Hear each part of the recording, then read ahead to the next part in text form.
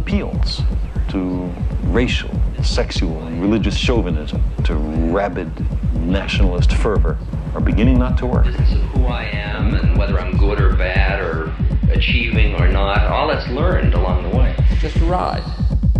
And we can change it anytime we want.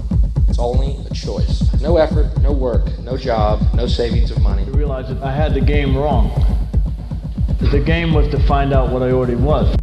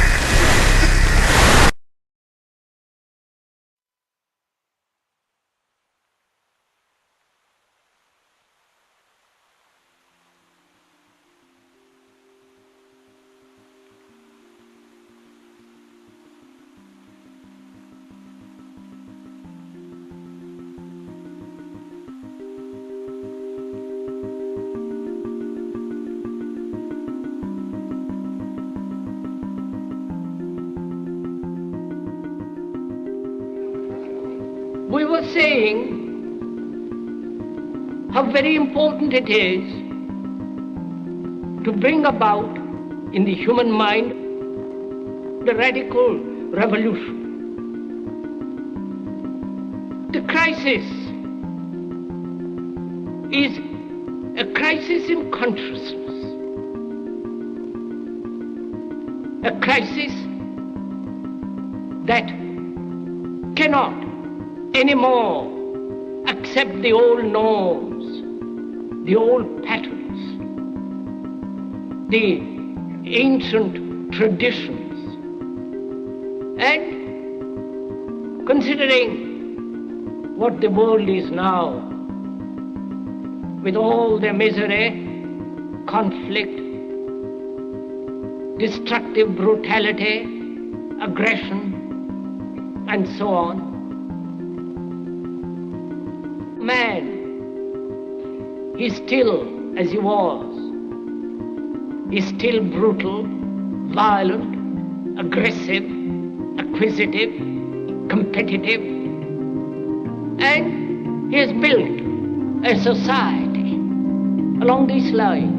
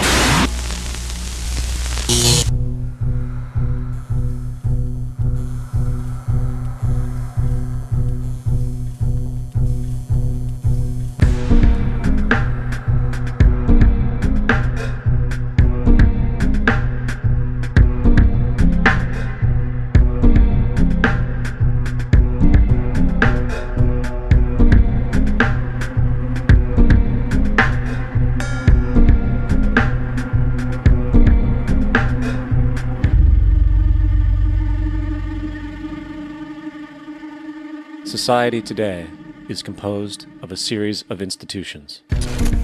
From political institutions, legal institutions, religious institutions, to institutions of social class, familial values, and occupational specialization. It is obvious the profound influence these traditionalized structures have in shaping our understandings and perspectives. Yet, of all the social institutions we are born into, directed by, and conditioned upon, there seems to be no system as taken for granted and misunderstood as the monetary system. Taking on nearly religious proportions, the established monetary institution exists as one of the most unquestioned forms of faith there is. How money is created, the policies by which it is governed, and how it truly affects society are unregistered interests of the great majority of the population.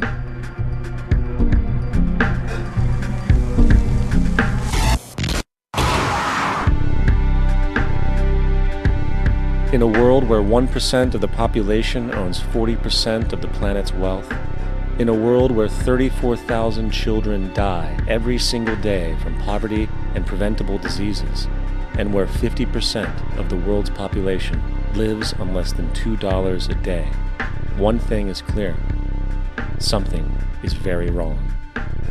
And whether we are aware of it or not, the lifeblood of all of our established institutions, and thus society itself, is money. Therefore, understanding this institution of monetary policy is critical to understanding why our lives are the way they are. Unfortunately, economics is often viewed with confusion and boredom. Endless streams of financial jargon coupled with intimidating mathematics quickly deters people from attempts at understanding it. However, the fact is, the complexity associated with the financial system is a mere mask, designed to conceal one of the most socially paralyzing structures humanity has ever endured.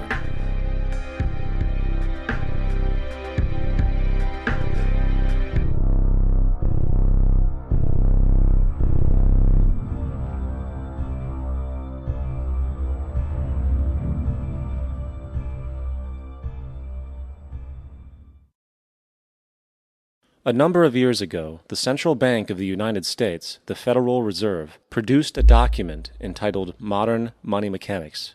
This publication detailed the institutionalized practice of money creation as utilized by the Federal Reserve and the web of global commercial banks it supports. On the opening page, the document states its objective. The purpose of this booklet is to describe the basic process of money creation in a fractional reserve banking system. It then proceeds to describe this fractional reserve process through various banking terminology, a translation of which goes something like this. The United States government decides it needs some money, so it calls up the Federal Reserve and requests, say, $10 billion. The Fed replies, saying, sure, we'll buy $10 billion in government bonds from you. So the government takes some pieces of paper, paints some official-looking designs on them, and calls them treasury bonds. Then it puts a value on these bonds to the sum of $10 billion and sends them over to the Fed. In turn, the people at the Fed draw up a bunch of impressive pieces of paper themselves, only this time calling them Federal Reserve notes, also designating a value of $10 billion to the set. The Fed then takes these notes and trades them for the bonds. Once this exchange is complete, the government then takes the $10 billion in Federal Reserve notes and deposits it into a bank account. And upon this deposit, the paper notes officially become legal tender money, adding $10 billion to the U.S. money supply. And there it is. $10 billion in new money has been created.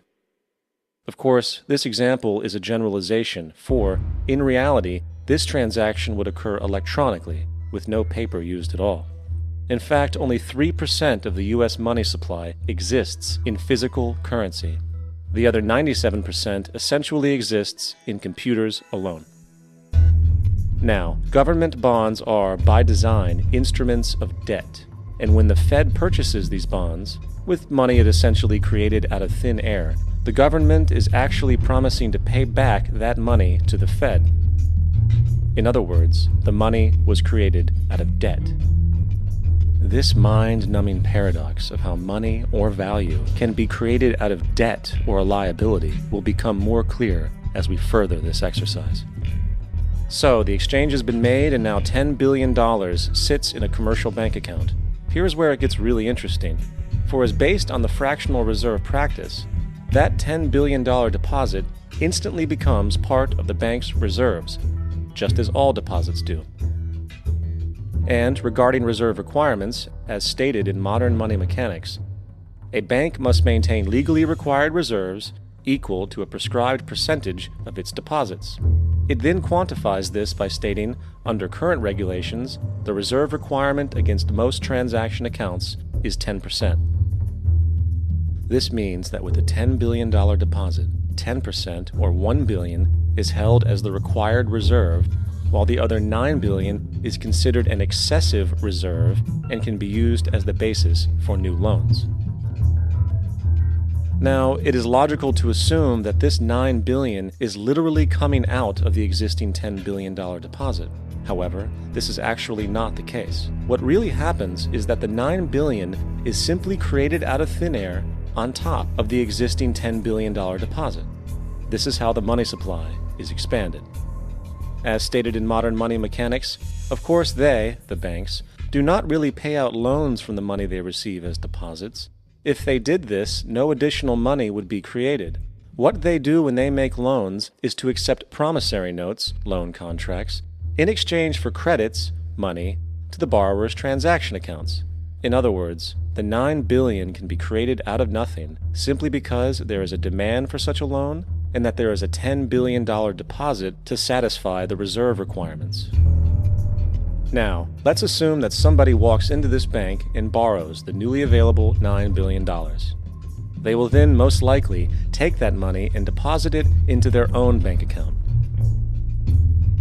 The process then repeats, for that deposit becomes part of the bank's reserves. 10% is isolated, and in turn 90% of the $9 billion, or $8.1 billion, is now available as newly created money for more loans. And of course, that 8.1 can be loaned out and redeposited, creating an additional 7.2 billion, to 6.5 billion, to 5.9 billion, etc. This deposit money creation loan cycle can technically go on to infinity.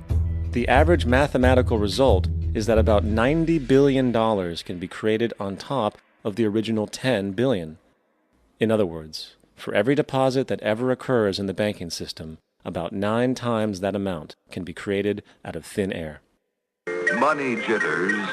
Ask the obliging Bank of America for a jar of soothing instant money, M-O-N-E-Y, in the form of a convenient personal loan.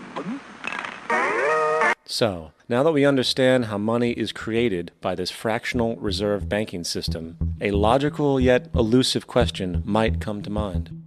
What is actually giving this newly created money value? The answer? The money that already exists. The new money essentially steals value from the existing money supply. For the total pool of money is being increased irrespective to demand for goods and services.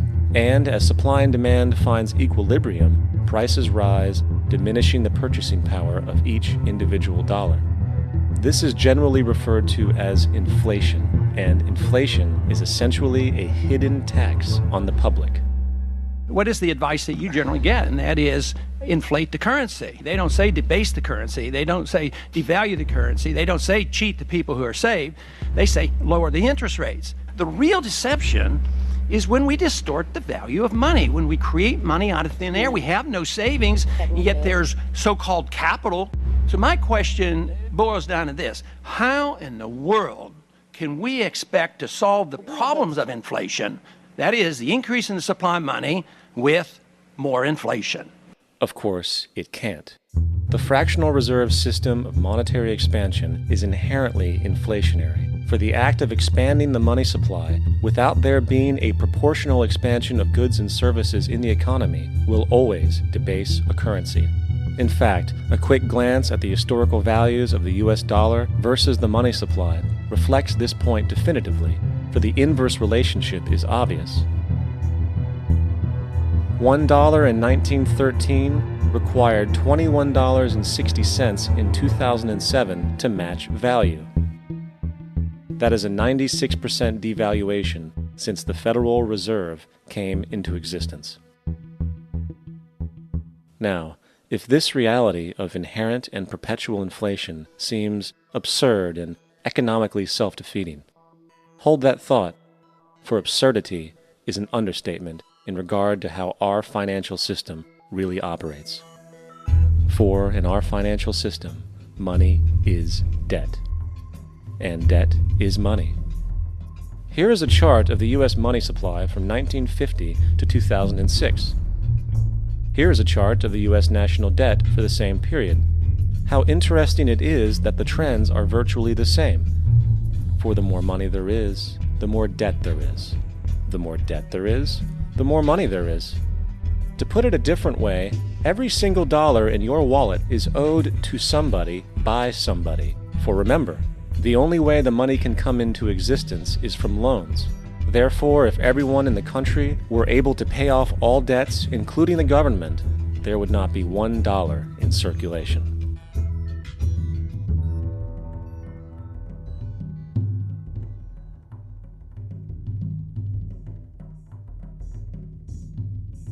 In fact, the last time in American history the national debt was completely paid off was in 1835, after President Andrew Jackson shut down the central bank that preceded the Federal Reserve. In fact, Jackson's entire political platform essentially revolved around his commitment to shut down the central bank, stating at one point, "The bold efforts the present bank has made to control the government are but premonitions of the fate that awaits the American people, should they be deluded into a perpetuation of this institution or the establishment of another like it." Unfortunately, his message was short-lived, and the international bankers succeeded to install another central bank in 1913, the Federal Reserve. And as long as this institution exists, perpetual debt is guaranteed. Now, so far we have discussed the reality that money is created out of debt, through loans. These loans are based on a bank's reserves, and reserves are derived from deposits. And through this fractional reserve system, any one deposit can create 9 times its original value, in turn debasing the existing money supply, raising prices in society. And since all this money is created out of debt and circulated randomly through commerce, people become detached from their original debt, and a disequilibrium exists where people are forced to compete for labor in order to pool enough money out of the money supply to cover their costs of living. As dysfunctional and backwards as all of this might seem, there is still one thing we have omitted from this equation. And it is this element of the structure which reveals the truly fraudulent nature of the system itself: the application of interest. When the government borrows money from the Fed, or when a person borrows money from a bank, it almost always has to be paid back with accrued interest. In other words, almost every single dollar that exists must be eventually returned to a bank with interest paid as well. But if all money is borrowed from the central bank and is expanded by commercial banks through loans, only what would be referred to as the principal is being created in the money supply. So then, where is the money to cover all of the interest that is charged? Nowhere. It doesn't exist. The ramifications of this are staggering, for the amount of money owed back to the banks will always exceed the amount of money that is available in circulation. This is why inflation is a constant in the economy, for new money is always needed to help cover the perpetual deficit built into the system, caused by the need to pay the interest. What this also means is that mathematically, defaults and bankruptcy are literally built into the system, and there will always be poor pockets of society that get the short end of the stick. An analogy would be a game of musical chairs, for once the music stops, somebody is left out to dry. And that's the point. It invariably transfers true wealth from the individual to the banks. For if you are unable to pay for your mortgage, they will take your property. This is particularly enraging when you realize that not only is such a default inevitable due to the fractional reserve practice, but also because of the fact that the money that the bank loaned to you didn't even legally exist in the first place. In 1969, there was a Minnesota court case involving a man named Jerome Daly, who was challenging the foreclosure of his home by the bank which provided the loan to purchase it. His argument was that the mortgage contract required both parties, being he and the bank, each put up a legitimate form of property for the exchange. In legal language, this is called consideration. Mr. Daly explained that the money was, in fact, not the property of the bank, for it was created out of nothing as soon as the loan agreement was signed. Remember what modern money mechanics stated about loans? What they do when they make loans is to accept promissory notes in exchange for credits. Reserves are unchanged by the loan transactions, but deposit credits constitute new additions to the total deposits of the banking system. In other words, the money doesn't come out of their existing assets. the bank is simply inventing it, putting up nothing of its own except for a theoretical liability on paper. As the court case progressed, the bank's president, Mr. Morgan, took the stand, and in the judge's personal memorandum, he recalled that the plaintiff, bank's president, admitted that, in combination with the Federal Reserve Bank, did create the money and credit upon its books by bookkeeping entry. The money and credit first came into existence when they created it. Mr. Morgan admitted that no United States law or statute existed which gave him the right to do this. A lawful consideration must exist and be tendered to support the note. The jury found that there was no lawful consideration, and I agree. He also poetically added, "Only God can create something of value out of nothing." And upon this revelation, the court rejected the bank's claim for foreclosure, and Daly kept his home. The implications of this court decision are immense. For every time you borrow money from a bank, whether it is a mortgage loan or a credit card charge, the money given to you is not only counterfeit, it is an illegitimate form of consideration, and hence voids the contract to repay, for the bank never had the money as property to begin with.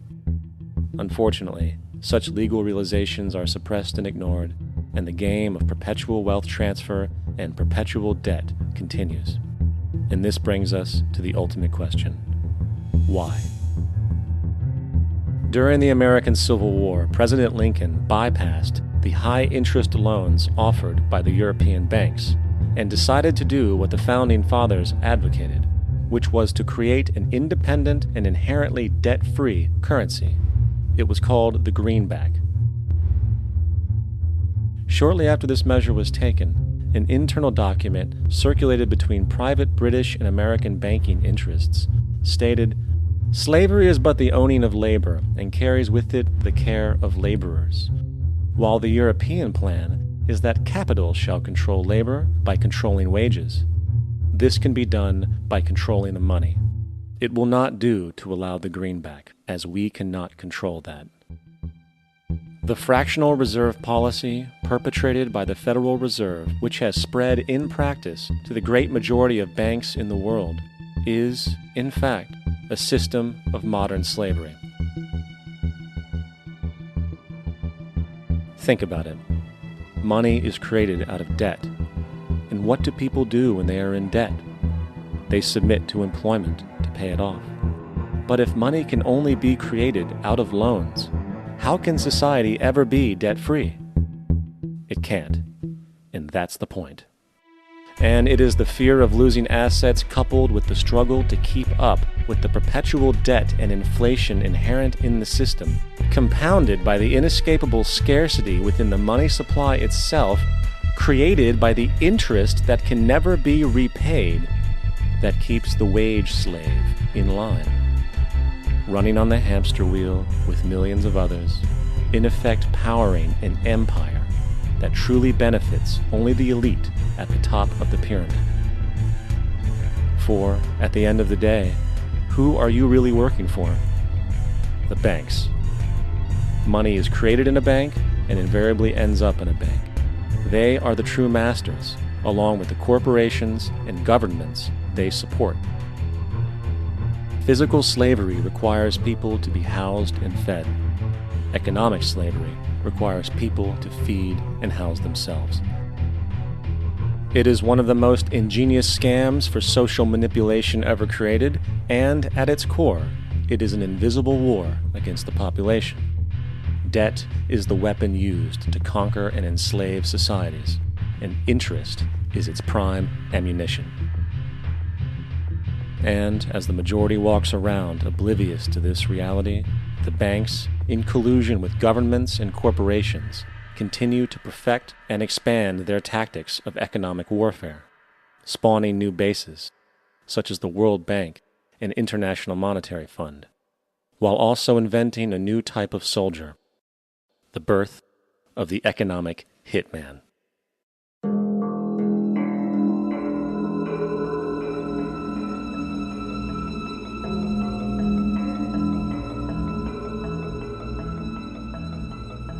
We economic hitmen really have been the ones responsible for creating this first truly global empire. And we work many different ways.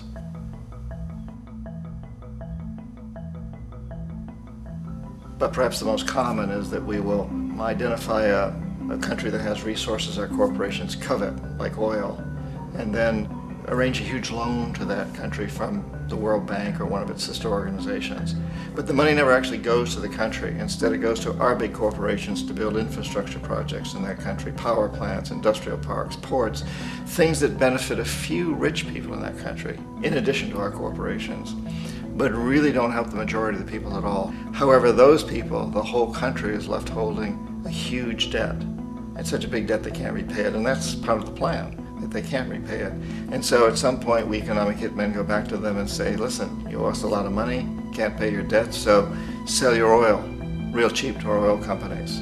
Allow us to build a military base in your country, or send troops in support of ours to someplace in the world like Iraq, or vote with us on the next UN vote.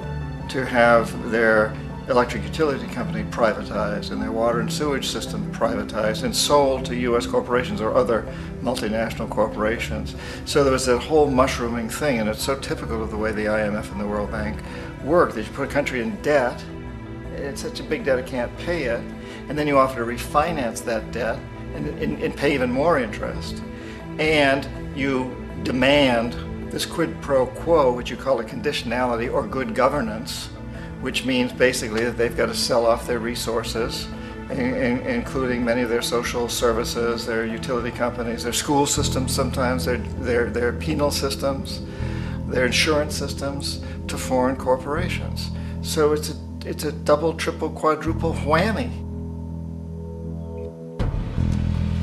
The precedent for economic hitmen really began back in the early 50s when democratically elected Mossadegh, who was elected in Iran. He was considered to be the hope for democracy in the Middle East and around the world. He was Time Magazine's Man of the Year. But one of the things that he'd run on and began to implement was the idea that foreign oil companies needed to pay the Iranian people a lot more for the oil that they were taking out of Iran. The Iranian people should benefit from their own oil. Strange policy. We didn't like that, of course. But we were afraid to do what we normally were doing, which was to send in the military. Instead, we sent in one CIA agent, Kermit Roosevelt, Teddy Roosevelt's relative. And Kermit went in with a few $1 million and was very, very effective and efficient. And in a short amount of time, he managed to get Mossadegh overthrown and brought in the Shah of Iran to replace him, who always was favorable to oil. And it was extremely effective. Mobs overflow Tehran. Army officers shout that Mossadegh has surrendered and his regime as virtual dictator of Iran is ended. Pictures of the Shah are paraded through the streets as sentiment reverses. The Shah is welcomed home. So back here in the United States, in Washington, people looked around and said, wow, that was easy and cheap. So this established a whole new way of manipulating countries, of creating empire. The only problem with Roosevelt was that he was a card-carrying CIA agent, and had he been caught, the ramifications could have been pretty serious. So very quickly at that point, the decision was made to use private consultants to channel the money through the World Bank or the IMF or one of the other such agencies, to bring in people like me who worked for private companies, so that if we got caught, there would be no governmental ramifications.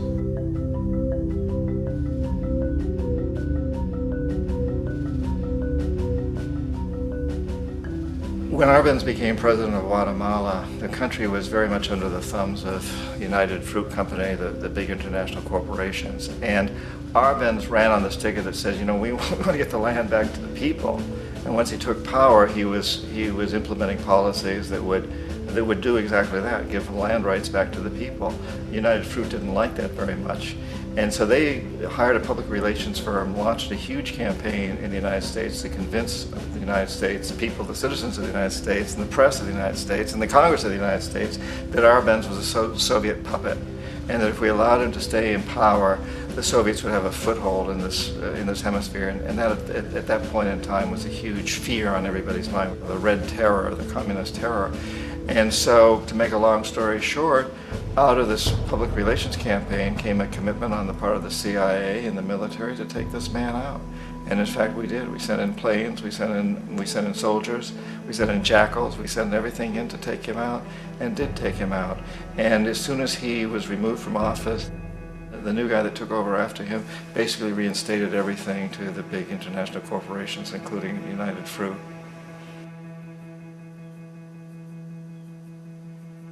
Ecuador for many, many years had been ruled by pro-US dictators, often relatively brutal. Then it was decided that they were going to have a truly democratic election. Jaime Roldos ran for office, and his main goal, he said, as president would be to make sure that Ecuador's resources were used to help the people.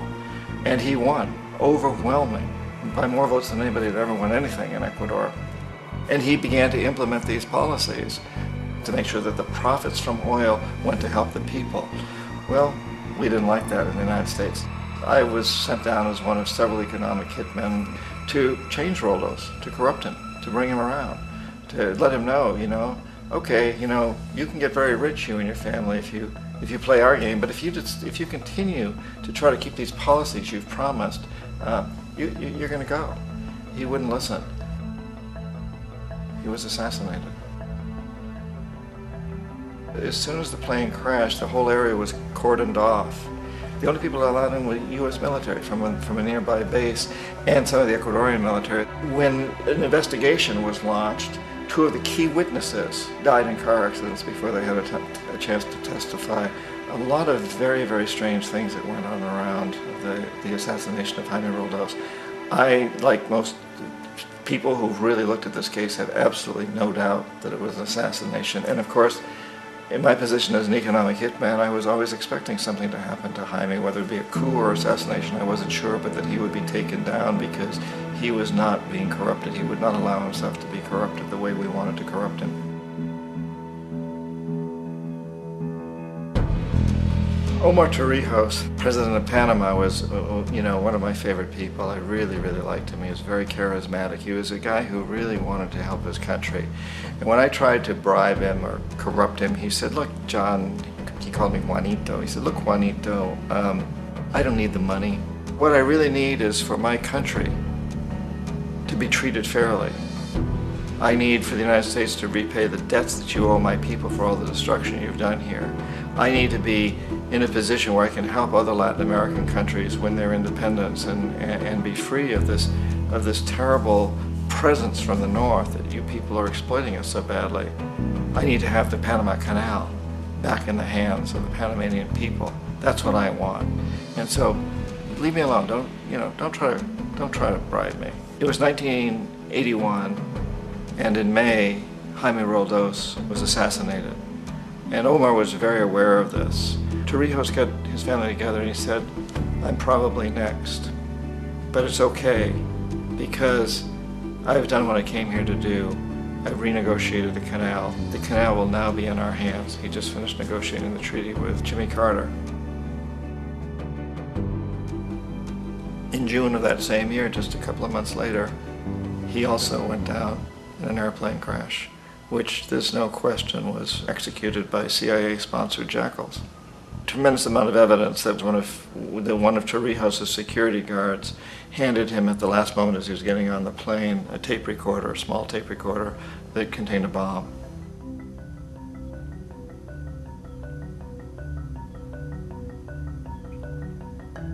It is interesting to me how this system has continued pretty much the same way for years and years and years, except the economic hitmen have got better and better and better.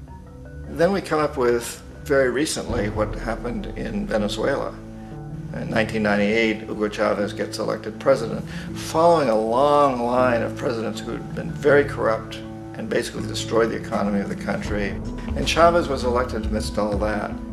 Chavez stood up to the United States, and he's done it primarily demanding that Venezuelan oil be used to help the Venezuelan people.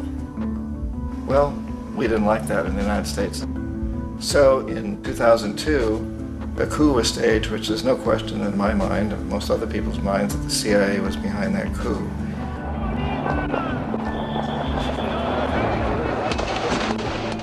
The way that that coup was fomented was very reflective of what Kermit Roosevelt had done in Iran, of paying people to go out into the streets, to riot, to protest, to say this Chavez is very unpopular. You know, if you can get a few thousand people to do that, television can make it look like it's the whole country, and things start to mushroom. Except in the case of Chavez, he was smart enough, and the people were so strongly behind him that they overcame it, which was a phenomenal moment in the history of Latin America.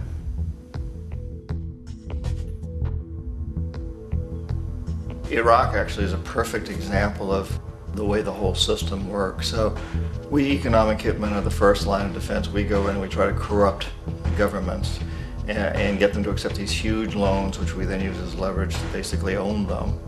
If we fail, as I failed in Panama with Omar Torrijos and in Ecuador with Jaime Roldos, men who refuse to be corrupted, then the second line of defense is we send in the jackals. And the jackals either overthrow governments or they assassinate. And once that happens, when a new government comes in, and boy, it's going to toe the line, because the new president knows what will happen if he doesn't. In the case of Iraq, both of those things failed. Economic hitmen were not able to get through to Saddam Hussein. We tried very hard. We tried to get him to accept a deal very similar to what the House of Saud had accepted in Saudi Arabia, but he wouldn't accept it. And so the jackals went in to take him out. They couldn't do it. His security was very good. After all, he had one time worked for the CIA. He'd been hired to assassinate a former president of Iraq and failed, but he knew the system. So in '91, we send in the troops and we take out the Iraqi military. So we assume at that point that Saddam Hussein is going to come around. We could have taken him out, of course, at that time, but we didn't want to. He's the kind of strong man we like. He controls his people. We thought he could control the Kurds and keep the Iranians in their border and keep pumping oil for us. And then once we took out his military, now he's going to come around. So the economic hitmen go back in the 90s without success. If they'd had success, he'd still be running the country. We'd be selling him all the fighter jets he wants and everything else he wants. But they couldn't, they didn't have success. The jackals couldn't take him out again, so we sent the military in once again, and this time we did the complete job and took him out, and in the process created for ourselves some very, very lucrative construction deals. We had to reconstruct a country that we'd essentially destroyed, which is a pretty good deal if you own construction companies, big ones. So, you know, Iraq shows the three stages. The economic hitmen failed there, the jackals failed there, and as a final measure, the military goes in. And in that way, we've really created an empire, but we've done it very, very subtly. It's clandestine. All the empires of the past were built on the military, and everybody knew they were building them. So the British knew they were building them, the French, the Germans, the Romans, the Greeks. And they were proud of it, and they always had some excuse, like spreading civilization, spreading some religion, something like that. But they knew they were doing it. We don't. The majority of the people in the United States have no idea that we're living off the benefits of a clandestine empire, that today there's more slavery in the world than ever before. And then you have to ask yourself, well, if it's an empire, then who's the emperor? Obviously, our presidents of the United States are not emperors. An emperor is someone who's not elected, doesn't serve a limited term, and doesn't report to anyone, essentially. So you can't classify our presidents that way. But we do have what I consider to be the equivalent of the emperor, and it's what I call the corporatocracy. The corporatocracy is this group of individuals who run our biggest corporations, and they really act as the emperor of this empire. They control our media, either through direct ownership or advertising. They control most of our politicians because they finance their campaigns, either through their corporations or through personal contributions that come out of the corporations. They're not elected, they don't serve a limited term, they don't report to anybody. And at the very top of the corporatocracy, you really can't tell whether a person's working for a private corporation or the government because they're always moving back and forth. So, you know, you've got a guy who one moment is the president of a big construction company like Halliburton, and the next moment he's vice president of the United States, or the president who is in the oil business. And this is true whether you've got Democrats or Republicans in the office. You have the moving back and forth through the revolving door. And in a way, our government is invisible a lot of the time, and its policies are carried out by our corporations on one level or another. And then again, the policies of the government are basically forged by the corporatocracy and then presented to the government. They become government policy. So it's an incredibly cozy relationship. This isn't a conspiracy theory type of thing. These people don't have to get together and plot to do things. They all basically work under one primary assumption, and that is that they must maximize profits regardless of the social and environmental costs.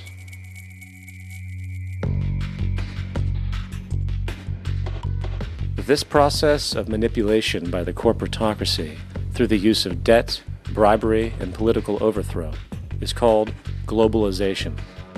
Just as the Federal Reserve keeps the American public in a position of indentured servitude through perpetual debt, inflation, and interest, the World Bank and IMF serve this role on a global scale. The basic scam is simple. Put a country in debt either by its own indiscretion or through corrupting the leader of that country, then impose conditionalities or structural adjustment policies, often consisting of the following. Currency devaluation. When the value of a currency drops, so does everything valued in it. This makes indigenous resources available to predator countries at a fraction of their worth. Large funding cuts for social programs. These usually include education and healthcare, compromising the well-being and integrity of the society, leaving the public vulnerable to exploitation. Privatization of state-owned enterprises. This means that socially important systems can be purchased and regulated by foreign corporations for profit. For example, in 1999, the World Bank insisted that the Bolivian government sell the public water system of its third largest city to a subsidy of the U.S. corporation Bechtel. As soon as this occurred, water bills for the already impoverished local residents skyrocketed. It wasn't until after a full-blown revolt by the people that the Bechtel contract was nullified. Then there is trade liberalization, or the opening up of the economy through removing any restrictions on foreign trade. This allows for a number of abusive economic manifestations, such as transnational corporations bringing in their own mass-produced products, undercutting the indigenous production and ruining local economies. An example is Jamaica, which, after accepting loans and conditionalities from the World Bank, lost its largest cash crop markets due to competition with Western imports. Today, countless farmers are out of work, for they are unable to compete with the large corporations. Another variation is the creation of numerous, seemingly unnoticed, unregulated, inhumane sweatshop factories, which take advantage of the imposed economic hardship. Additionally, due to production deregulation, environmental destruction is perpetual, as a country's resources are often exploited by the indifferent corporations while outputting large amounts of deliberate pollution.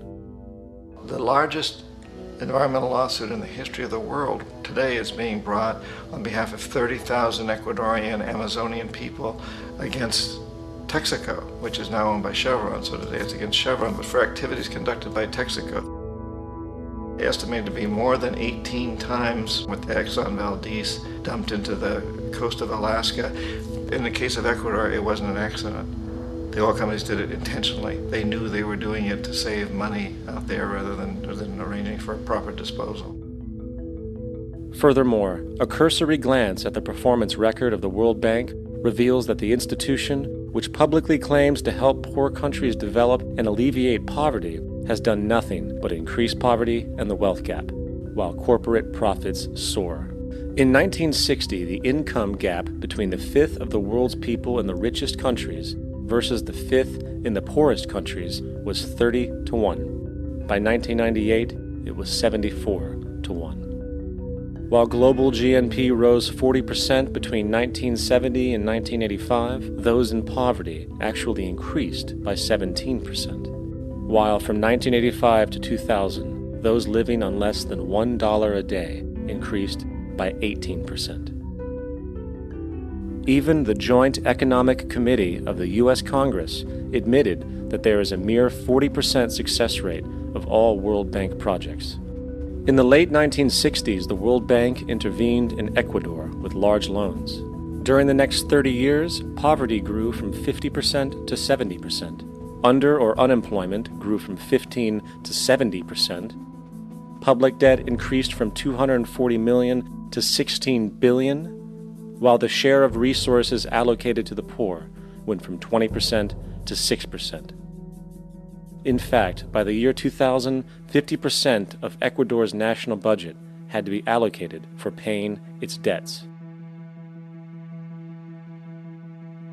It is important to understand the World Bank is, in fact, a U.S. bank, supporting U.S. interests.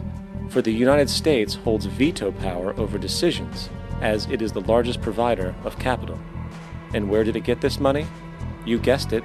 It made it out of thin air through the fractional reserve banking system. Of the world's top 100 economies, as based on annual GDP, 51 are corporations, and 47 of that 51 are U.S.-based. Walmart, General Motors, and Exxon are more economically powerful than Saudi Arabia, Poland, Norway, South Africa, Finland, Indonesia, and many others. And as protective trade barriers are broken down, currencies tossed together and manipulated in floating markets, and state economies overturned in favor of open competition and global capitalism, the empire expands. You get up on your little 21-inch screen and howl about America and democracy. There is no America.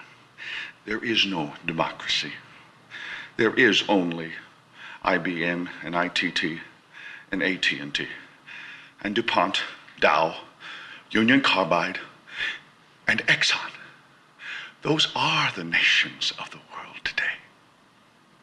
What do you think the Russians talk about in their councils of state? Karl Marx? They get out their linear programming charts, statistical decision theories, minimax solutions, and compute the price-cost probabilities of their transactions and investments, just like we do. We no longer live in a world of nations and ideologies, Mr. Beale. The world is a college of corporations, inexorably determined by the immutable bylaws of business. The world is a business, Mr. Beale.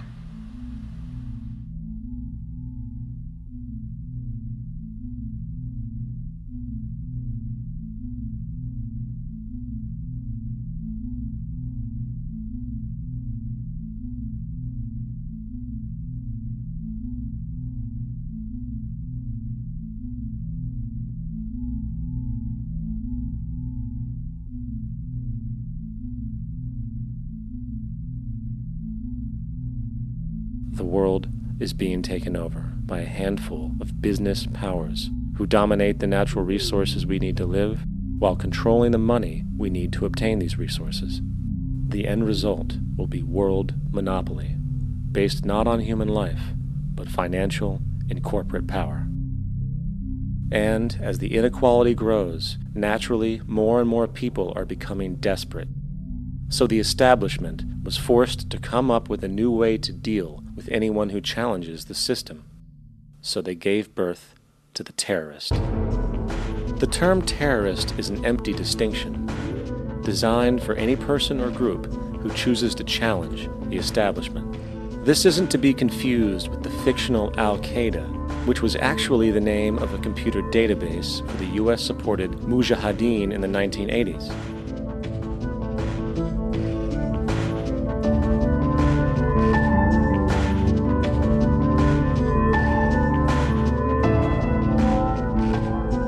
In 2007, the Department of Defense received $161.8 billion for the so-called global war on terrorism. According to the National Counterterrorism Center, in 2004, roughly 2,000 people were killed internationally due to supposed terrorist acts. Of that number, 70 were American. Using this number as a general average, which is extremely generous, It is interesting to note that twice as many people die from peanut allergies a year than from terrorist acts.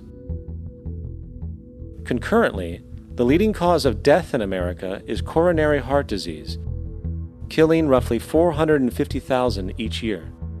And in 2007, the government's allocation of funds for research on this issue was about $3 billion. This means that the U.S. government in 2007 spent 54 times the amount for preventing terrorism than it spent for preventing a disease which kills 6,600 times more people annually than terrorism does. Yet, as the name terrorism and Al-Qaeda are arbitrarily stamped on every news report relating to any action taken against U.S. interests, the myth grows wider. In mid-2008, the U.S. Attorney General actually proposed that the U.S. Congress officially declare war against the fantasy. Not to mention, as of July 2008, there are now over 1 million people currently on the U.S. terrorist watch list. These so-called counterterrorism measures, of course, have nothing to do with social protection, and everything to do with preserving the establishment amongst the growing anti-American sentiment both domestically and internationally, which is legitimately founded on the greed-based corporate empire expansion that is exploiting the world. The true terrorists of our world do not meet at the docks at midnight or scream Allah Akbar before some violent action. The true terrorists of our world wear $5,000 suits and work in the highest positions of finance, government, and business. So, what do? How do we stop a system of greed and corruption that has so much power and momentum? How do we stop this aberrant group behavior which feels no compassion for, say, the millions slaughtered in Iraq and Afghanistan, so the corporatocracy can control energy resources and opium production for Wall Street profit?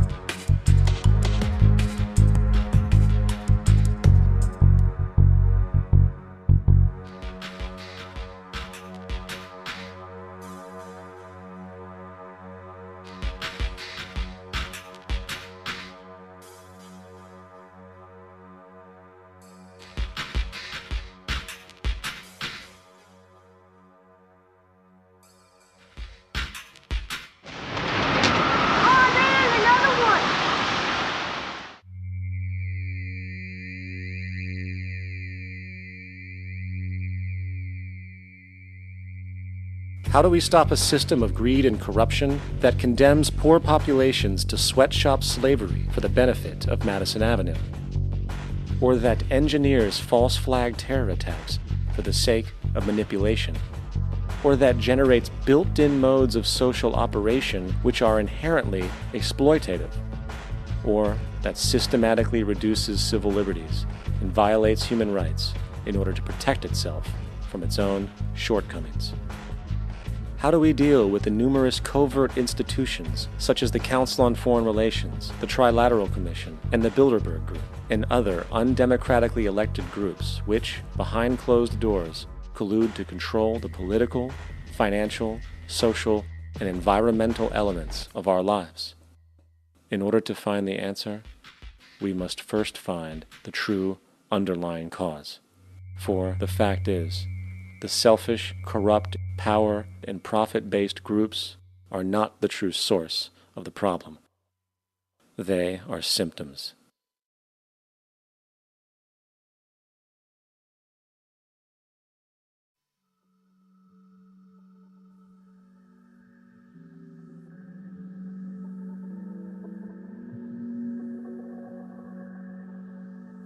My name is Jock Fresco. I'm an industrial designer and a social engineer. I'm very much interested in society and developing a system that might be sustainable for all people. First of all, the word corruption is a monetary invention. That aberrant behavior that's disruptive to the well-being of people, while you're dealing with human behavior. And human behavior appears to be environmentally determined, meaning if you were raised by the Seminole Indians as a baby, never saw anything else, you'd hold that value system. And this goes for nations, it goes for individuals, for families. They try to indoctrinate their children to their particular faith and their country and make them feel like they're part of that. And they build a society which they call established. They establish a workable point of view and tend to perpetuate that, whereas all societies are really emergent, not established.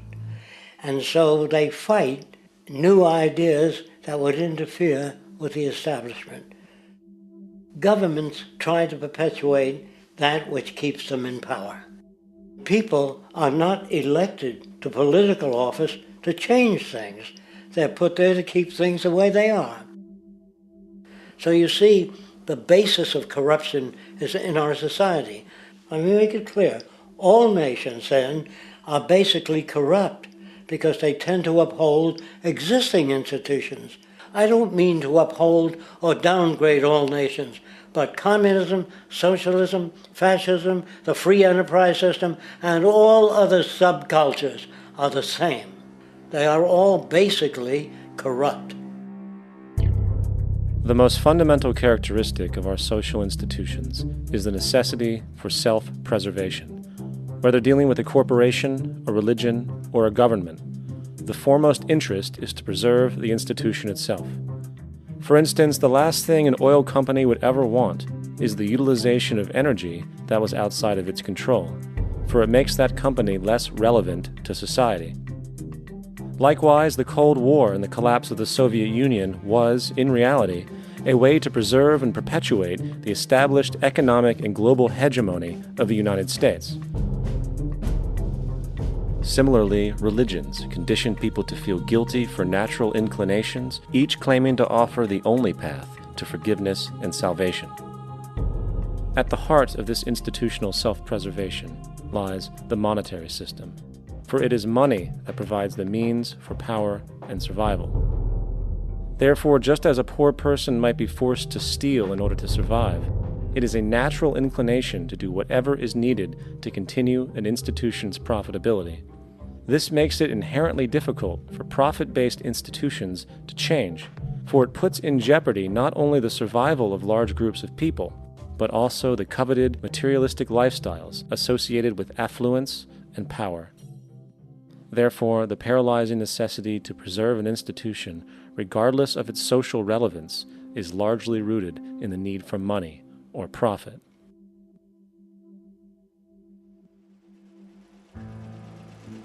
What's in it for me is why people think.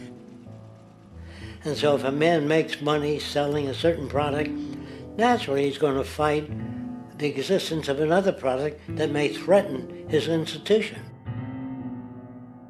Therefore, people cannot be fair, and people do not trust each other. A guy will come over to you and say, I got just the house you're looking for. He's a salesman. When a doctor says, I think your kidney has to come out, I don't know if he's trying to pay off a yacht or whether my kidney has to come out. It's hard in a monetary system to trust people. If you came into my store and I said, this lamp that I've got is pretty good, but the lamp next door is much better, I wouldn't be in business very long. It wouldn't work. If I were ethical, it wouldn't work. So when you say industry cares for people, that's not true. They can't afford to be ethical. So your system is not designed to serve the well-being of people. If you still don't understand that, there would be no outsourcing of jobs if they cared about people. Industry does not care. They only hire people because it hasn't been automated yet. So don't talk about decency and ethics. We cannot afford it and remain in business. It is important to point out that regardless of the social system, whether fascist, socialist, capitalist, or communist, the underlying mechanism is still money, labor, and competition. Communist China is no less capitalistic than the United States. The only difference is the degree by which the state intervenes in enterprise.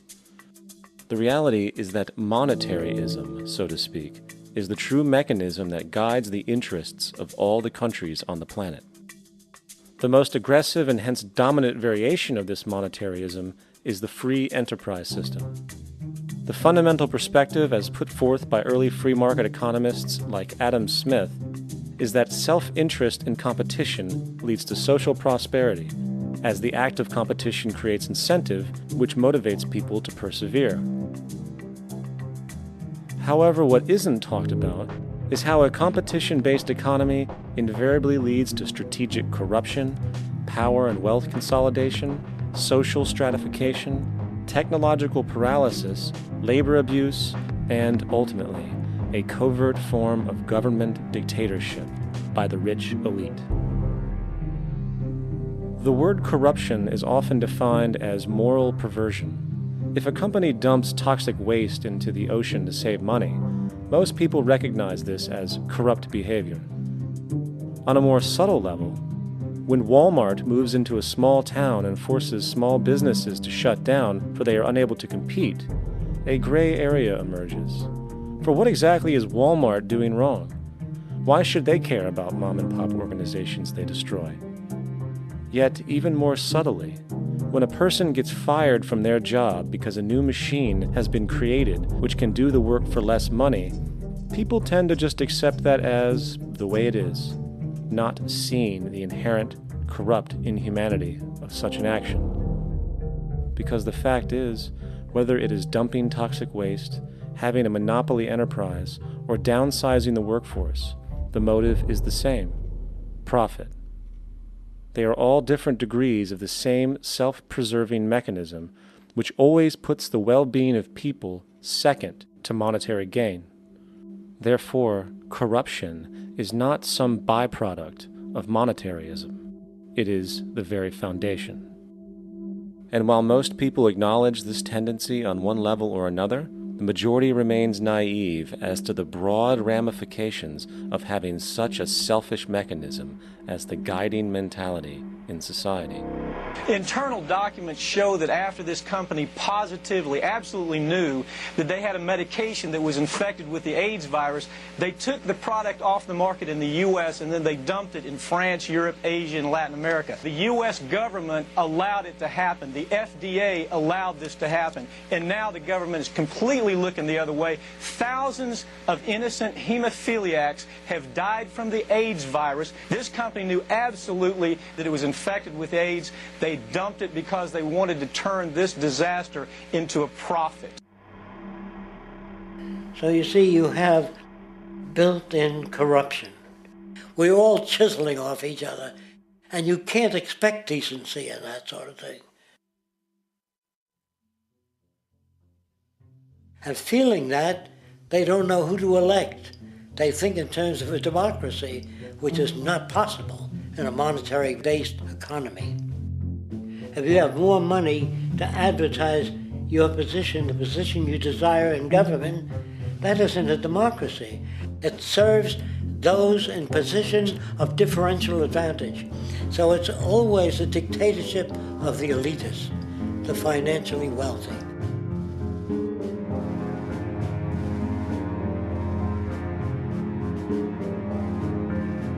It is an interesting observation to note how seemingly unknown personalities magically appear on the scene as presidential candidates. Then, before you know it, somehow you are left to choose from a small group of extremely wealthy people who suspiciously have the same broad social view. Obviously, it's a joke. The people placed on the ballot are done so because they have been pre-decided to be acceptable by the established financial powers who actually run the show.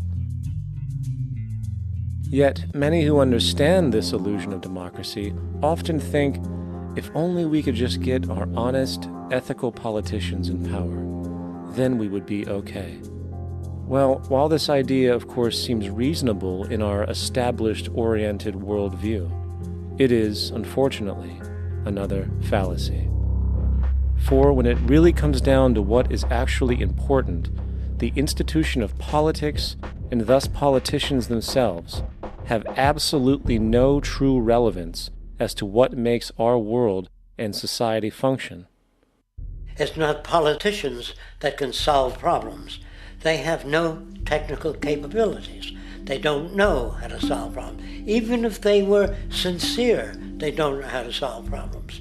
It's the technicians that produce the desalination plants.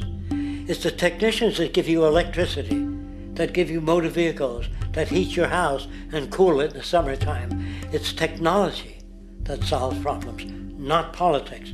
Politics cannot solve problems because they're not trained to do so. Very few people today stop and consider what it is that actually improves their lives. Is it money? Obviously not. One cannot eat money or stuff money into their car to get it to run. Is it politics? All politicians can do is create laws, establish budgets, and declare war. Is it religion? Of course not. Religion creates nothing except intangible emotional solace for those who require it. The true gift that we as human beings have, which has been solely responsible for everything that has improved our lives, is technology. What is technology? Technology is a pencil which allows one to solidify ideas on paper for communication. Technology is an automobile which allows one to travel faster than feet would allow. Technology is a pair of eyeglasses which enables sight for those who need it. Applied technology itself is merely an extension of human attributes which reduces human effort, freeing humans from a particular chore or problem. Imagine what your life would be like today without a telephone, or an oven, or a computer, or an airplane. Everything in your home which you take for granted, from a doorbell to a table to a dishwasher, is technology generated from the creative, scientific ingenuity of human technicians, not money, politics, or religion. These are false institutions. And writing your congressman is fantastic. They tell you to write your congressman if you want something done. The men in Washington should be at the forefront of technology, the forefront of human studies, the forefront of crime, all the factors that shape human behavior. You don't have to write your congressman. What kind of people are they that are appointed to do that job? The future will have great difficulty. And the question that's raised by politicians is, how much will a project cost? The question is not, how much will it cost? Do we have the resources? And we have the resources today to house everyone, build hospitals all over the world, build schools all over the world, the finest equipment and labs for teaching and doing medical research. So you see, we have all that, but we're in a monetary system. And in a monetary system, there's profit. And what is the fundamental mechanism that drives the profit system besides self-interest? What is it exactly that maintains that competitive edge at its core? Is it high efficiency and sustainability? No, that isn't part of their design. Nothing produced in our profit-based society is even remotely sustainable or efficient. If it was, there wouldn't be a multi-million-dollar-a-year service industry for automobiles, nor would the average lifespan for most electronics be less than 3 months before they're obsolete. Is it abundance? Absolutely not. Abundance, as based on the laws of supply and demand, is actually a negative thing. If a diamond company finds 10 times the usual amount of diamonds during their mining, it means the supply of diamonds has increased, which means the cost and profit per diamond drops. The fact is, efficiency, sustainability, and abundance are enemies of profit. To put it into a word, it is the mechanism of scarcity that increases profits. What is scarcity? Based on keeping products valuable. Slowing up production on oil raises the price. Maintaining scarcity of diamonds keeps the price high. They burn diamonds at the Kimberley diamond mines. They made a carbon that keeps the price up. So then, what does it mean for society when scarcity, either produced naturally or through manipulation, is a beneficial condition for industry? It means that sustainability and abundance will never ever occur in a profit system, for it simply goes against the very nature of the structure. Therefore, it is impossible to have a world without war or poverty. It is impossible to continually advance technology to its most efficient and productive states. And, most dramatically, it is impossible to expect human beings to behave in truly ethical or decent ways.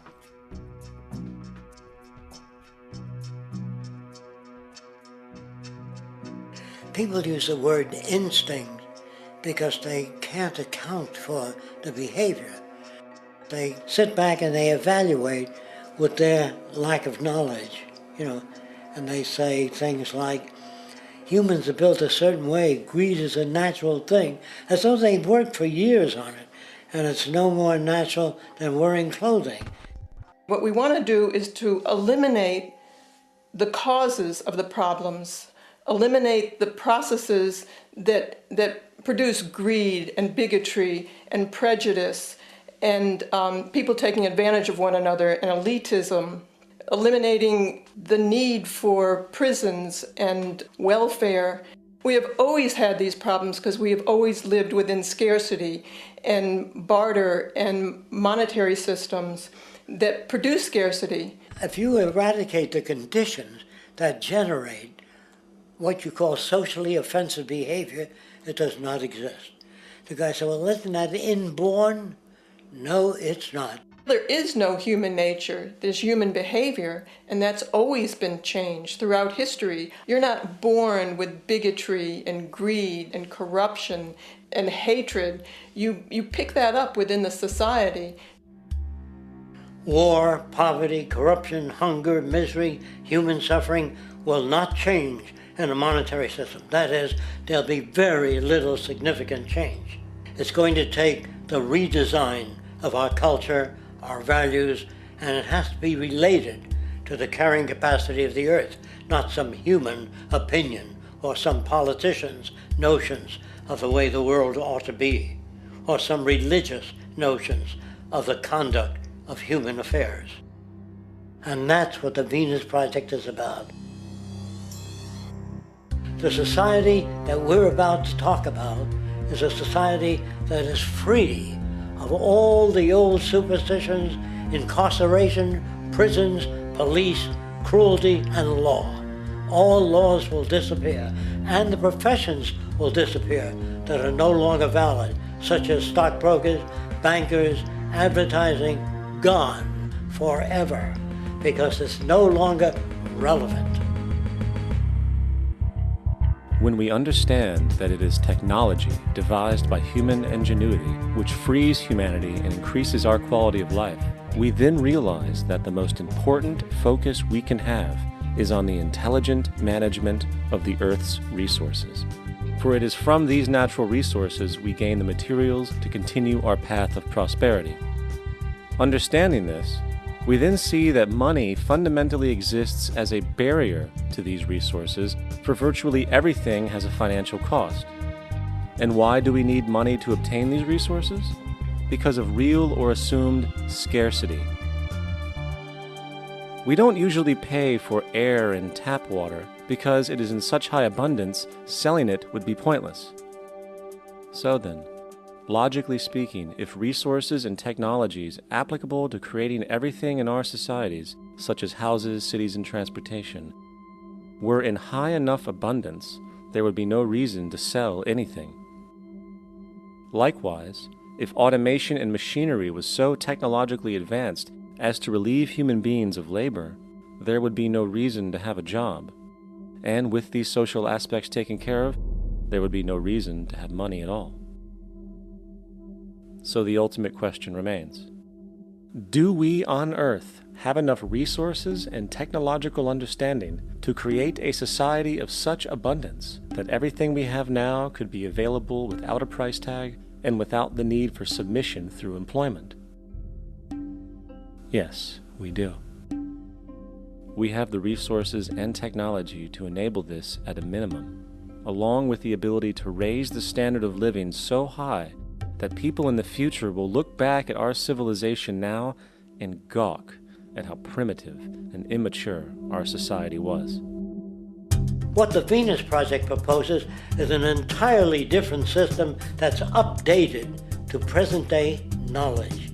We've never given scientists the problem of how do you design a society which would eliminate boring and monotonous jobs, that would eliminate accidents in transportation, that would enable people to have a high standard of living, that would eliminate poisons in our food, that would give us other sources of energy that are clean and efficient. We can do that out there.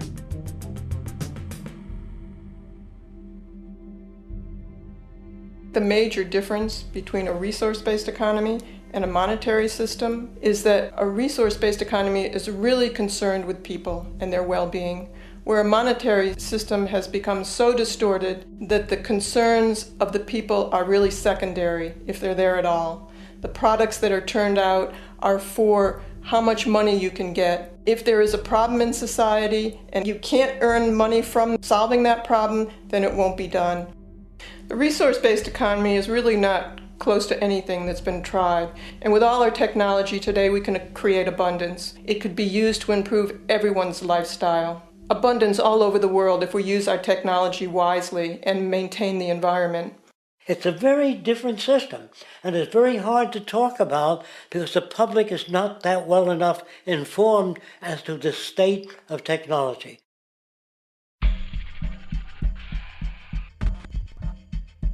At present, we don't have to burn fossil fuels.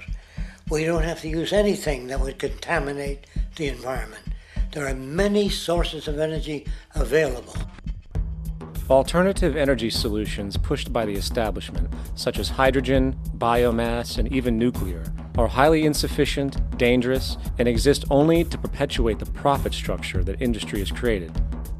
When we look beyond the propaganda and self-serving solutions put forth by the energy companies, we find a seemingly endless stream of clean, abundant, and renewable energy for generating power. Solar and wind energy are well known to the public, but the true potential of these mediums remains unexpressed. Solar energy, derived from the sun, has such abundance that 1 hour of light at high noon contains more energy than what the entire world consumes in a year. If we could capture 1/100% of this energy, the world would never have to use oil, gas, or anything else. The question then is not availability, but the technology to harness it. And there are many advanced mediums today which could accomplish just that, if they were not hindered by the need to compete for market share with the established energy power structures. Then there's wind energy.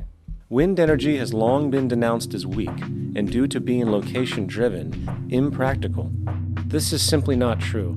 The U.S. Department of Energy admitted in 2007 that if wind was fully harvested in just 3 of America's 50 states, it could power the entire nation. And then there are the rather unknown mediums of tidal and wave power. Tidal power is derived from tidal shifts in the ocean. Installing turbines which capture this movement generates energy. In the United Kingdom, 42 sites are currently noted as available, forecasting that 34% of all the UK's energy could come from tidal power alone. Wave power, which extracts energy from the surface motions of the ocean, is estimated to have a global potential of up to 80,000 terawatt-hours a year. This means 50% of the entire planet's energy usage could be produced from this medium alone. Now, it is important to point out that tidal, wave, solar, and wind power requires virtually no preliminary energy to harness, unlike coal, oil, gas, biomass, hydrogen, and all the others. In combination, these 4 mediums alone, if efficiently harnessed through technology, could power the world forever. That being said, there happens to be another form of clean, renewable energy which trumps them all: geothermal power. Geothermal energy utilizes what is called heat mining, which, through a simple process using water, is able to generate massive amounts of clean energy. In 2006, an MIT report on geothermal energy found that 13,000 zettajoules of power are currently available in the Earth, with the possibility of 2,000 zettajoules being easily tappable with improved technology. The total energy consumption of all the countries on the planet is about half of a zettajoule a year. This means about 4,000 years of planetary power could be harnessed in this medium alone. And when we understand that the Earth's heat generation is constantly renewed, this energy is really limitless and could be used forever. These energy sources are only a few of the clean, renewable mediums available, and as time goes on, we will find more. The grand realization is that we have total energy abundance without the need for pollution, traditional conservation, or in fact, a price tag. And what about transportation? The prevailing means of transportation in our societies is by automobile and aircraft, both of which predominantly need fossil fuels to run. In the case of the automobile, the battery technology needed to power an electric car that can go over 100 miles an hour for over 200 miles on one charge exists, and has existed for many years.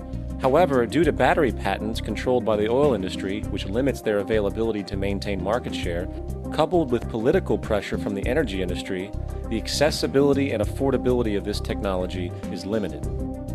There is absolutely no reason other than pure, corrupt profit interest that every single vehicle in the world cannot be electric and utterly clean, with zero need for gasoline.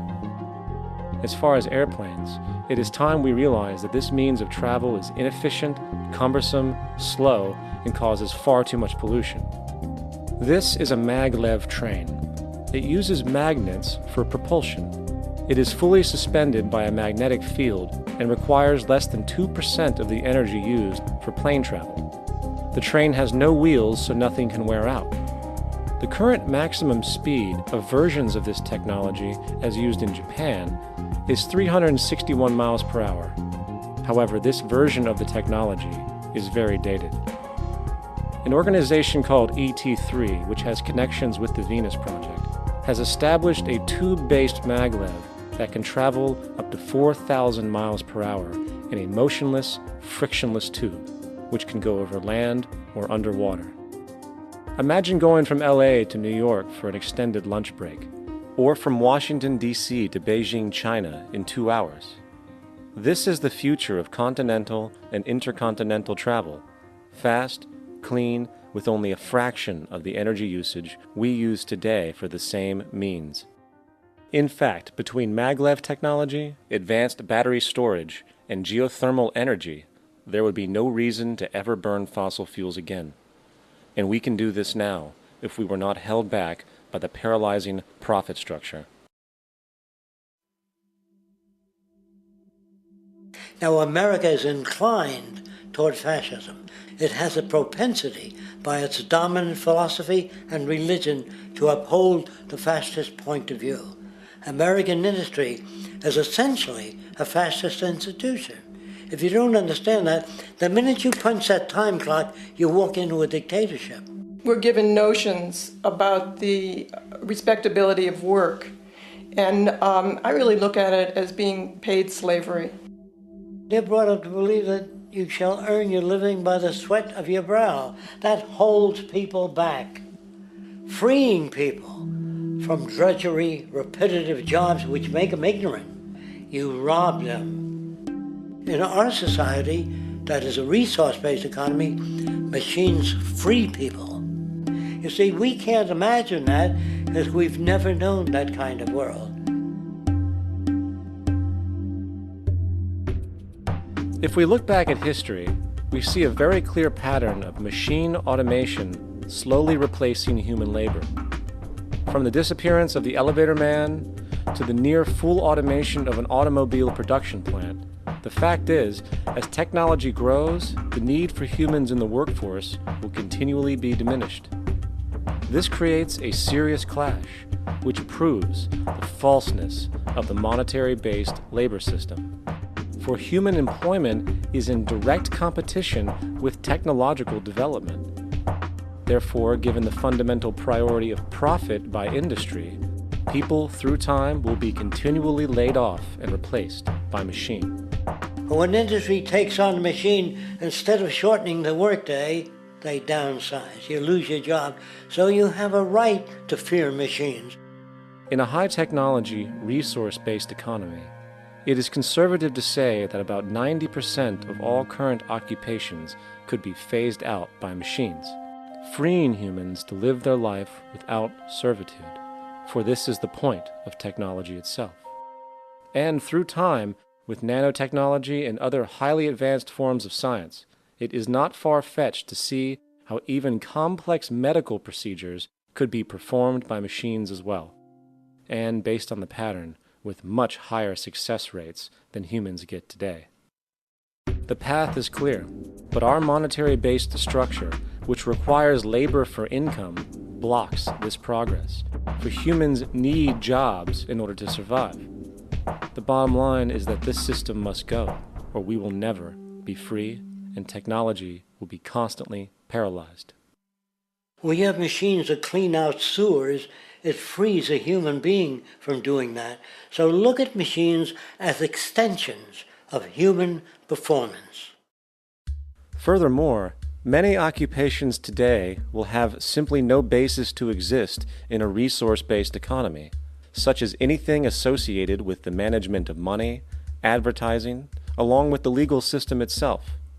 For without money, a great majority of the crimes that are committed today would never occur. Virtually all forms of crime are a consequence of the monetary system, either directly or by neuroses inflicted through financial deprivation.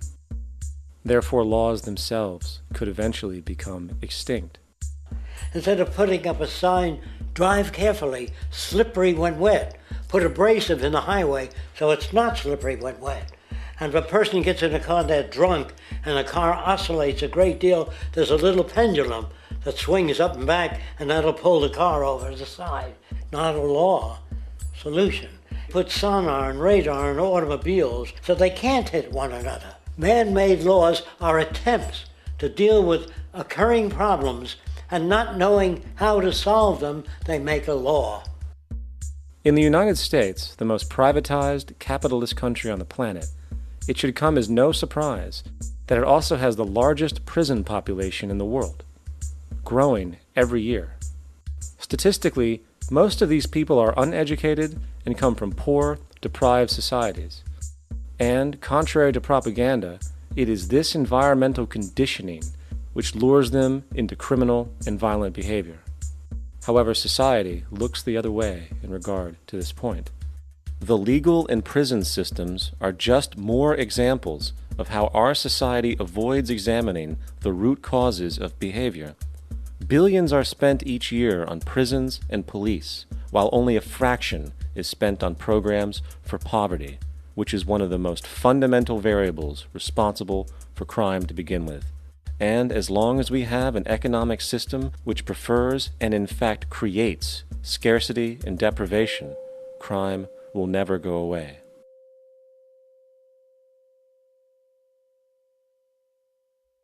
If people have access to the necessities of life without servitude, debt, barter, trade, they behave very differently. You want all these things available without a price tag. Now then, you gotta have a price tag. Well, what'll motivate people? Man gets everything he wants, he just lay around in the sun. This is the myth they perpetuate. People in our culture are trained to believe that the monetary system produces incentive. If they have access to things, why should they want to do anything?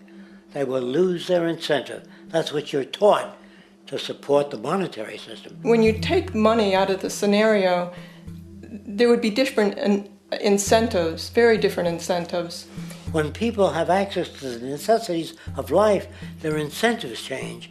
What about the moon and the stars? New incentives arise. If you make a painting that you will enjoy giving it to other people, not selling it.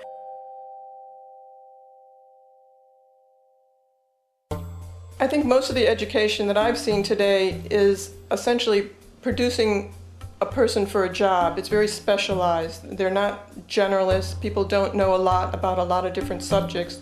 I don't think you could get people to go to war if they knew a lot about a lot of things. I think education is mostly rote, and they're not taught how to solve problems. They're not given the tools emotionally or within their own field of how to do critical thinking. A resource-based economy, the education would be very different. Our society's major concern is mental development and to motivate each person to their highest potential. Because our philosophy is the smarter people are, the richer the world, because everybody becomes a contributor. The smarter your kids are, the better my life will be, because they'll be contributing more constructively to the environment and to my life, because everything that we devise within a resource-based economy would be applied to society. There would be nothing to hold it back. Patriotism, weapons, armies, navies, all that is a sign that we're not civilized yet. Kids will ask their parents, didn't you see the necessity of machines? Dad, couldn't you see that war was inevitable when you produce scarcity? Isn't it obvious? Of course the kid will understand that you were pinheads, raised merely to serve the established institutions. We're such an abominable, sick society that we won't make the history book. They just say that large nations took land from smaller nations, used force and violence. You'll get history talked about as corrupt behavior all the way along until the beginning of the civilized world. That's when all the nations work together. World unification, working toward common good for all human beings, and without anyone being subservient to anyone else, without social stratification, whether it be technical elitism or any other kind of elitism, eradicated from the face of the earth. The state does nothing because there is no state. Because there is no state. The system I advocate, a resource-based global economy, is not perfect. It's just a lot better than what we have. We can never achieve perfection.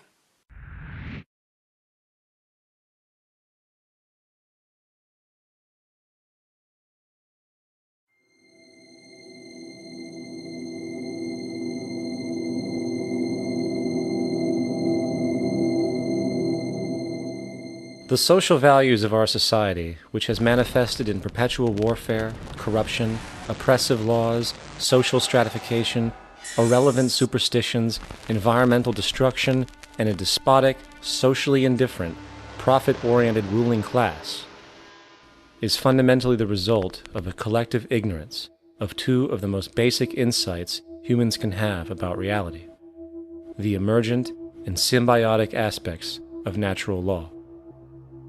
The emergent nature of reality is that all systems, whether it is knowledge, society, technology, philosophy, or any other creation, will, when uninhibited, undergo fluid, perpetual change. What we consider commonplace today, such as modern communication and transportation, would have been unimaginable in ancient times.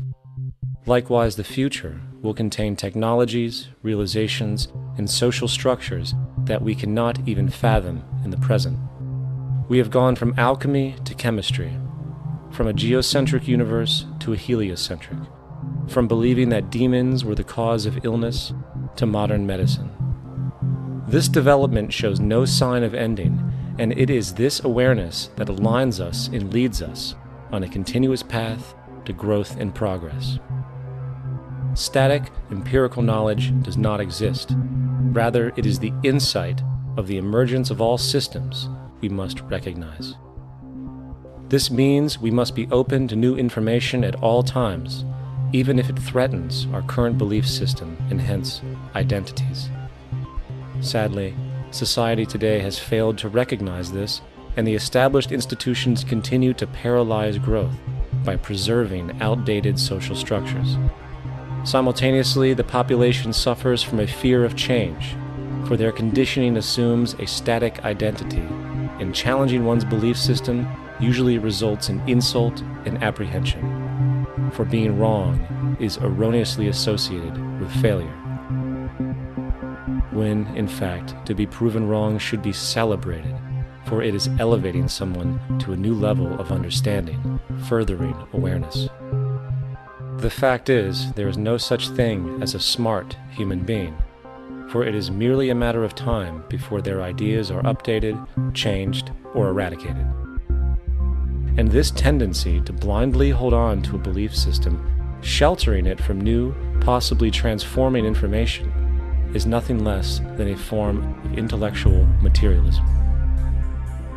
The monetary system perpetuates this materialism not only by its self-preserving structures, but also through the countless number of people who have been conditioned into blindly and thoughtlessly upholding these structures, therefore becoming self-appointed guardians of the status quo. Sheep, which no longer need a sheepdog to control them, for they control each other by ostracizing those who step out of the norm. This tendency to resist change and uphold existing institutions for the sake of identity, comfort, power, and profit is completely unsustainable and will only produce further imbalance, fragmentation, distortion, and invariably, destruction. It's time to change. From hunters and gatherers to the agricultural revolution to the industrial revolution, the pattern is clear. It is time for a new social system which reflects the understandings we have today. The monetary system is a product of a period of time where scarcity was a reality. Now, with the age of technology, it is no longer relevant to society. Gone with the aberrant behavior it manifests. Likewise, dominant worldviews, such as theistic religion, operate with the same social irrelevancy. Islam, Christianity, Judaism, Hinduism, and all of the others exist as barriers to personal and social growth, for each group perpetuates a closed worldview, and this finite understanding that they acknowledge is simply not possible in an emergent universe. Yet, religion has succeeded in shutting down the awareness of this emergence by instilling the psychological distortion of faith upon its followers, where logic and new information is rejected in favor of traditionalized, outdated beliefs. The concept of God is really a method of accounting for the nature of things. In the early days, people didn't know enough about how things formed, how nature worked, so they invented their own little stories. And they made God in their own image. A guy that gets angry. When people don't behave right, he creates floods and earthquakes. They say it's an act of God. A cursory glance at the suppressed history of religion reveals that even the foundational myths themselves are emergent culminations, developed through influence over time. For example, a cardinal doctrine of the Christian faith is the death and resurrection of Christ. This notion is so important that the Bible itself states, "And if Christ be not risen, then is our preaching vain, and your faith is also vain." Yet it is very difficult to take this account literally, for not only is there no primary source denoting this supernatural event in secular history, awareness of the enormous number of pre-Christian saviors who also died and were resurrected immediately puts the story in mythological territory by association. Early church figures such as Tertullian went to great lengths to break these associations, even claiming that the devil caused the similarities to occur, stating in the 2nd century, "The devil, whose business is to pervert the truth, mimics the exact circumstance of the divine sacraments. He baptizes his believers and promises forgiveness of sins. He celebrates the oblation of bread and brings in the symbol of the resurrection. Let us therefore acknowledge the craftiness of the devil, who copied certain things of those that be divine." What is truly sad, however, is that when we cease the idea that the stories from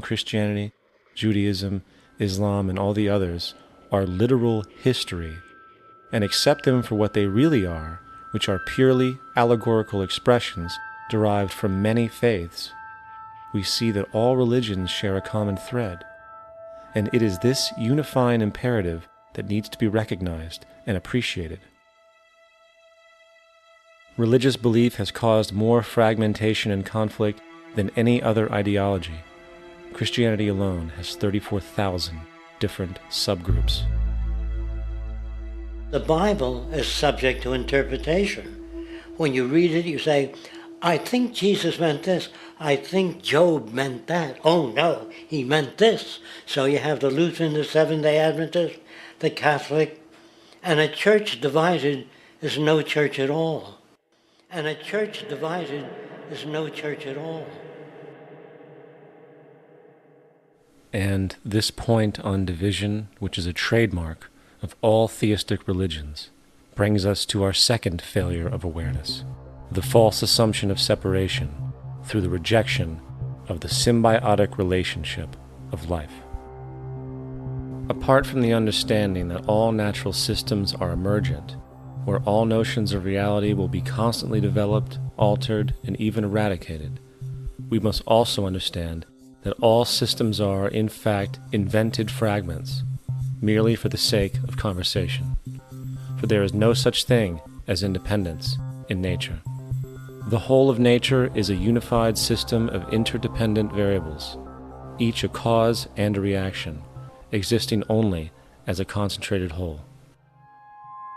You don't see the plug connected to the environment, so it looks like we're free, wandering around. Take the oxygen away, we all die immediately. Take plant life away, we die. And without the sun, all the plants die. So we are connected. We really must take into account the totality. This isn't just a human experience on this planet. This is a total experience. And we know we can't survive without plants and animals. We know we can't survive without the four elements, you know. And so when are we going to really start taking that into account? That's what it is to be successful. Success depends on how well we relate to everything around us.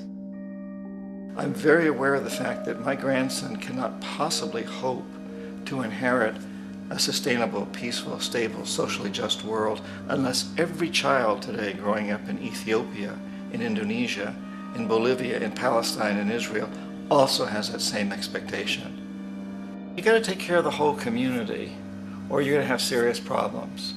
And now we have to see that the whole world is the community, and we must all take care of each other that way. And it's not just a community of human beings, it's a community of plants and animals and elements. And we really need to understand that. That's what's going to bring us joy too, and pleasure. That's what's missing in our lives right now. We can call it spirituality, but the fact of the matter is joy comes from that bliss of connectedness. That's our God spirit. That's that side of ourselves that really feels it. And you can feel it deep inside you. It's this amazing, wonderful feeling. And you know it when you get it. You don't get it from money. You get it from connection. Now, if that isn't a hazard to this country, how are we going to keep building nuclear weapons? You know what I mean? What's going to happen to the arms industry when we realize we're all one? It's going to fuck up the economy. The economy that's fake anyway. The economy that's fake anyway. The economy that's fake anyway. The economy that's fake anyway. The economy that's fake anyway. Which would be a real bummer. You can see why the government's cracking down on the idea of experiencing unconditional love.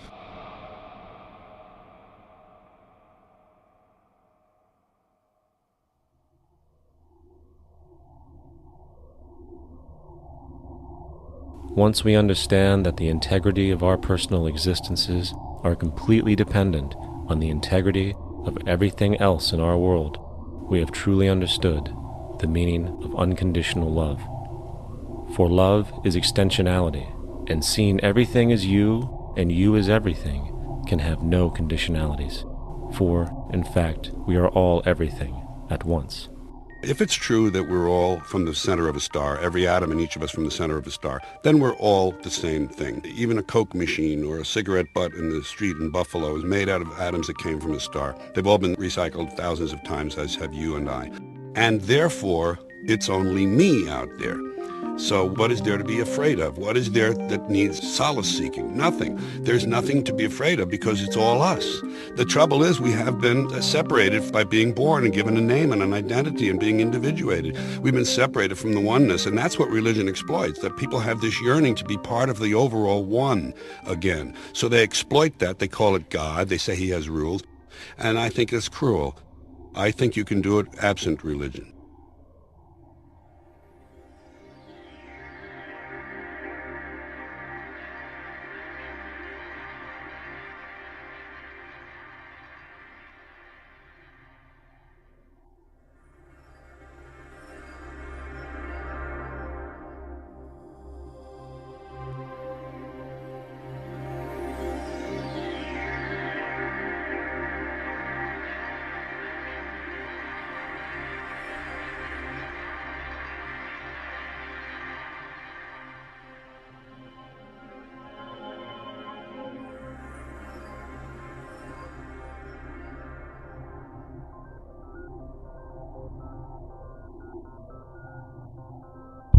It's time to claim the unity our outmoded social systems have broken apart, and work together to create a sustainable global society where everyone is taken care of and everyone is truly free. Your personal beliefs, whatever they may be, are meaningless when it comes to the necessities of life. Every human being is born naked, needing warmth, food, water, shelter. Everything else is auxiliary. Therefore, the most important issue at hand is the intelligent management of the Earth's resources. This can never be accomplished in a monetary system, for the pursuit of profit is the pursuit of self-interest, and therefore imbalance is inherent.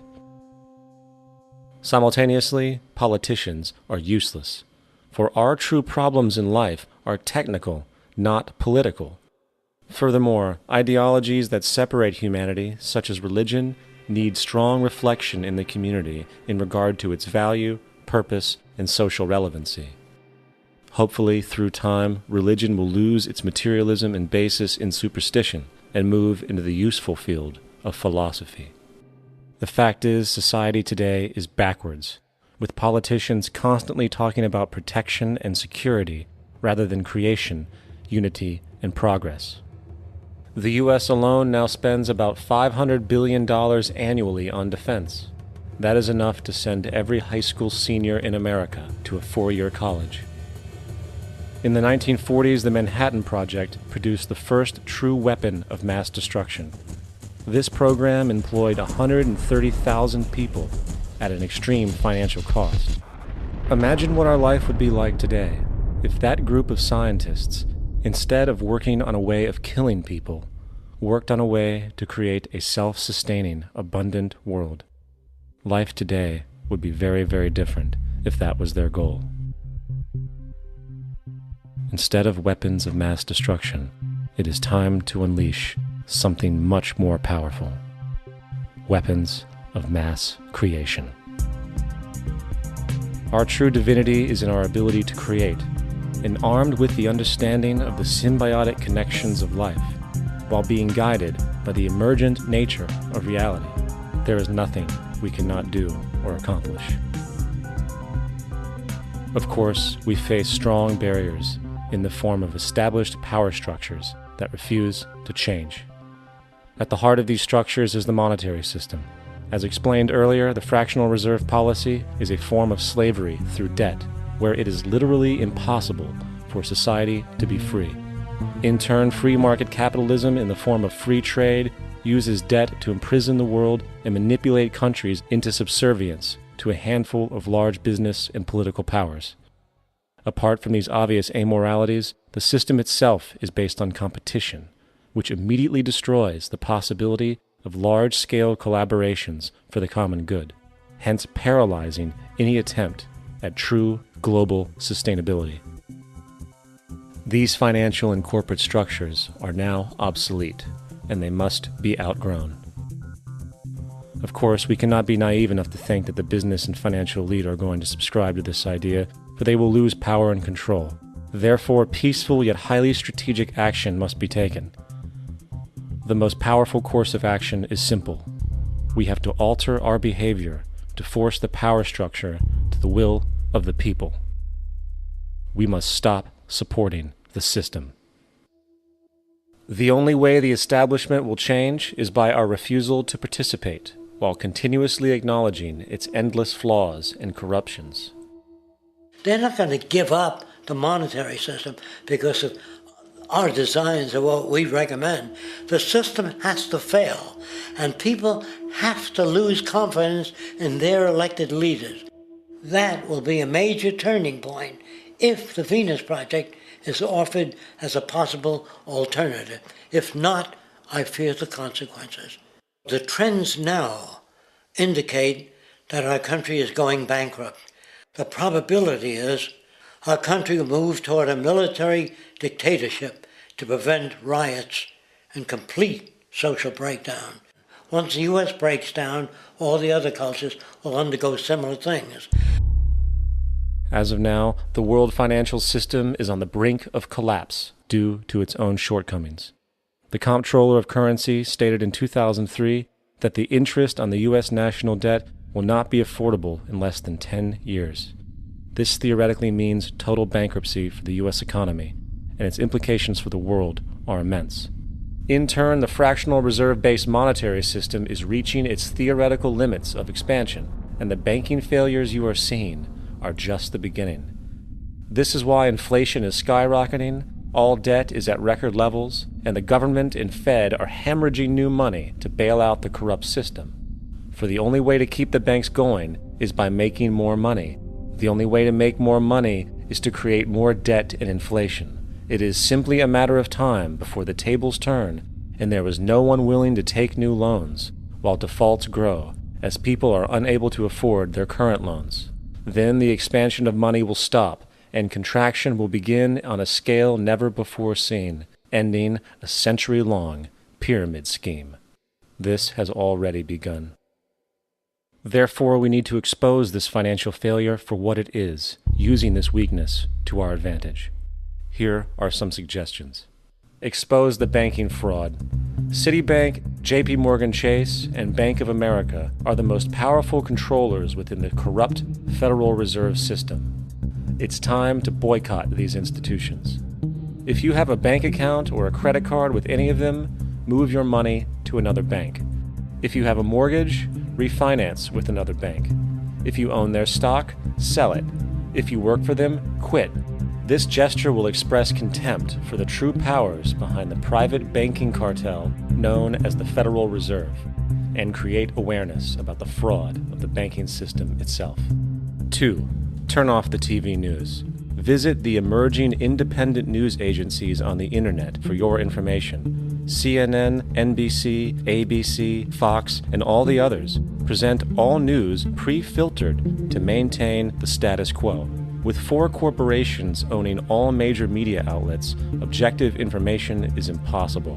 This is the true beauty of the internet, and the establishment has been losing control because of this free flow of information. We must protect the internet at all times, as it is truly our savior right now. 3. Don't ever allow yourself, your family, or anyone you know to ever join the military. This is an obsolete institution now used exclusively for maintaining an establishment that is no longer relevant. U.S. soldiers in Iraq work for U.S. corporations, not the people. Propaganda forces us to believe that war is natural and the military is an honorable institution. Well, if war is natural, why are there 18 suicides every single day by American veterans who have post-traumatic stress disorder? If our military men and women are so honored, why is it that 25% of the American homeless population are veterans? 4. Stop supporting the energy companies. If you live in a detached house, get off the grid. Investigate every means of making your home self-sustainable with clean energy. solar, wind, and other renewable energies are now affordable consumer realities, and considering the never-ending rising cost of traditional energies, it will likely be a cheaper investment over time. If you drive, get the smallest car you can, and consider using one of the many conversion technologies that can enable your car to be a hybrid, electric, or run on anything other than establishment fuels. 5. Reject the political system. The illusion of democracy is an insult to our intelligence. In a monetary system, there is no such thing as a true democracy, and there never was. We have two political parties owned by the same set of corporate lobbyists. They are placed in their positions by the corporations, with popularity artificially projected by their media. In a system of inherent corruption, the change of personnel every couple of years has very little relevance. Instead of pretending that the political game has any true meaning, focus your energy on how to transcend this failed system. And 6. Join the movement. Go to the zeitgeistmovement.com and help us create the largest mass movement for social change the world has ever seen. We must mobilize and educate everyone about the inherent corruption of our current world system, along with the only true sustainable solution: declaring all the natural resources on the planet as common heritage to all people, while informing everyone as to the true state of technology and how we can all be free if the world works together rather than fights. The choice lies with you. You can continue to be a slave to the financial system and watch the continuous wars, depressions, and injustice across the globe while placating yourself with vain entertainment and materialistic garbage. Or you can focus your energy on true, meaningful, lasting, holistic change, which actually has the realistic ability to support and free all humans with no one left behind. But, in the end, the most relevant change must occur first inside of you. The real revolution is the revolution of consciousness, and each one of us first needs to eliminate the divisionary, materialistic noise we have been conditioned to think is true, while discovering, amplifying, and aligning with the signal coming from our true empirical oneness. It is up to you. What we are trying during all these discussions and talks here is to see if we cannot radically bring about a transformation of the mind. Not accept things as they are, but to understand it, to go into it, to examine it, give your heart and your mind with everything that you have to find out a way of living differently.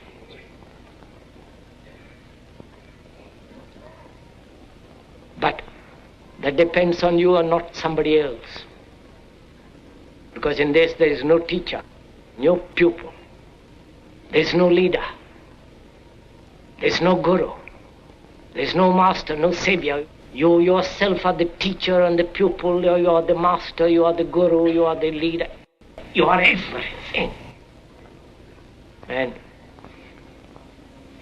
to understand is to transform what is.